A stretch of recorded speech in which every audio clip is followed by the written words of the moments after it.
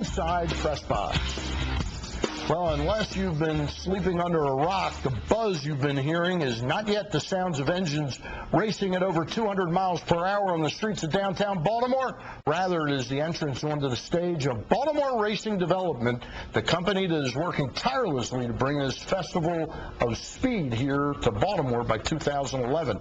Joining us now to discuss that is the COO of Baltimore Racing Development, Jay Davidson. Jay, welcome to the show. Thanks, Stan. Appreciate the opportunity. I'm going to give you the first question. Well, thank you, Stan. Jay, I guess the big question is, dollars and cents, potentially, what is the high water mark for what an event like this could bring into the community? That's a good question. We think that looking at other events, that the mark that we're shooting for is $100 million in terms of economic direct and indirect economic impact to the city and the region. When we hear that figure, and I've talked to Terry about this, Terry Hazeltine, you hear $60 to $100 million. Right. Baltimore Racing Development clearly wants to make a profit out of this. Sure. The company that's going to do the marketing, I think it was Chuck was in town at the MJ Promotions. He wants to make some money. What's the city and what's the state's take out of that $60 to $100 million? It would be basically the taxes that are generated from the event. Okay. You're looking at amusement taxes, sales and amusement taxes, and hotel taxes would be the biggest sort of windfall for the city. Now, do we know, we're watching a little bit of the race now as we talk, do we know exactly where the racetrack would be constructed for this yearly event? We do. We've actually walked the track with Indy's track designer, Tony Cotman, and it would be Pratt Street to basically right onto Light Street, back over onto Conway, across the stadium complex, to Russell, back around Russell, and back to Pratt Street. Here's my concern, Jay, as a local resident. I live in the downtown area. I'm all for sports generating big revenues for the community, but how much of a hassle is it going to be for locals, whether you're working in downtown Baltimore, you just live in downtown Baltimore, to commute, to get around day to day during this process before and after? Absolutely, Brett. It will be something of an inconvenience. I'd be lying to say there'd be no inconvenience. But we think that, certainly other cities have done it.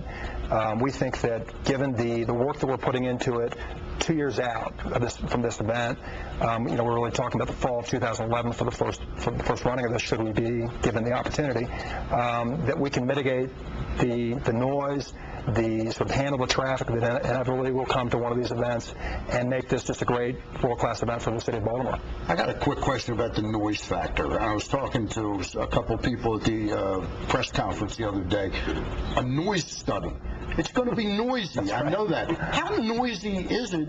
Is it the type of thing that residents would want to have literally earplugs, or people that want to watch the race would need earplugs? People that are, I've been to a couple of these events, and people that are sort of right on the track. I've been to a couple of events, exactly.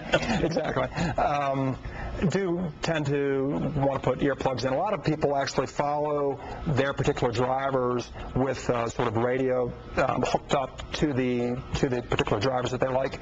But yeah, I think that when you're talking about sort of noise, when you get further outside of the grid, it really isn't that bad. It sort of tends to sort of move up, and it seems to be mitigated pretty well by the technology that's utilized. Jay, for people who don't follow auto racing, what's the difference between the Indy Racing League and, let's say, NASCAR? Sure. Another good question. The IndyCar Series is the only open-wheel racing in North America at this time. F1 has now left Canada. NASCAR has, sort of closed-wheel stock cars. So Indy cars are the fastest cars racing in North America.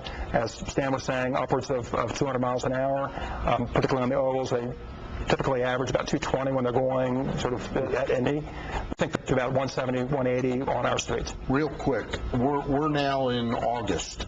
First of the year, we find out if this is going to happen. That's about right. That's about right. Yep. Jay, we'll look forward to following the story and having you on again. Appreciate it, Stan. Jay Davidson, the COO of Baltimore Racing Development. Join us at Mother's Federal Hill Grill